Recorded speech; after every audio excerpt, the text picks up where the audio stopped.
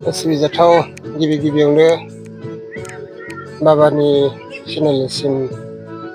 गोजोन हामलायनाय जासिहरनायजों लोगोसे नैबे फैबाय थानाय जोंनि 52थि बोसोरसालिया जथुम्मा बोखावि लखिमपुर जिल्ला ब्रह्म धर्म आफादनि आरो लोगोसेयैनो 22थि बोसोरसालिया जथुम्मा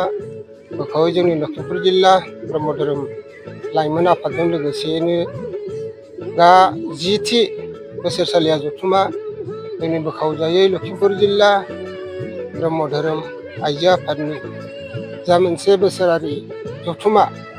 बे जथुम्मानि माखासे हाबाफारियाथ' दा मावनाय हाबाफारिया सोलिगासिनो दङ आरो लोगोसे दा जोंनि नैबे पेन्डेल लुनायनि हाबाफारियाबो दा जागायगासिनो दङ आरो लोगोसेयैनो जोंनि गासिबो नैबे रायजो राजा आइ आफामोनहाबो जेरै मावनांगौ बेफोरबायदि साखाफारायै खामानियाव नांथाबगासिनो दङ। बेसेबांसो धोरोमारि थान्दैफोरखौ बेयावथ' जोंनि जिल्ला हिसाबै जिहेतु जोंनि जिल्लानिनो जिहेतु बोसोरारि मोनसे अधिबेसन जाबाय नालाय बे अधिबेसना गासै जोंनि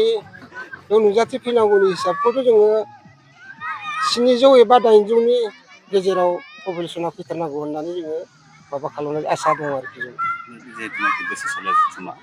धोरोमनि बेलायाव मा आयदाखौ लानानै सावरायनो? धोरोमनि आयदायाव जों बेखौनो लानानै जे जोङो बोसोरै जों अधिबेसन खुंनाय जायो जिहेतु मानसिनि बेलायाव थांना थानाय बेलायाव जोङो माखासे धोरोमारिनि सोमोन्दै एबा धोरोमनि सोमोन्दै गोबां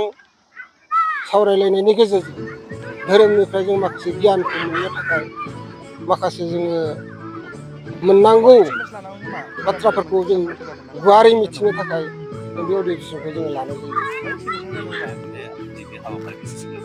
औ बेवहायनो जे नोंथांमोना सोर आलासिखौ आलासि हिसाबैथ' जोंहा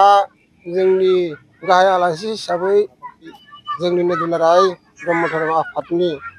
गाहाय आफादगिरि मानगोनां मुस्रि गेवलां अस्नि कुमार स्वर्गीयारि आफाया बे नुजाथि फैगोन। बे साननैनि जानाखि जोंनि अधिबेसन बे साननैनि हाबाफारि लानानै जोङो जानाखि अधिबेसन खुंनो जों थांखि लादों बेखौ जोङो नांथाब नाजानायनि गेजेरजों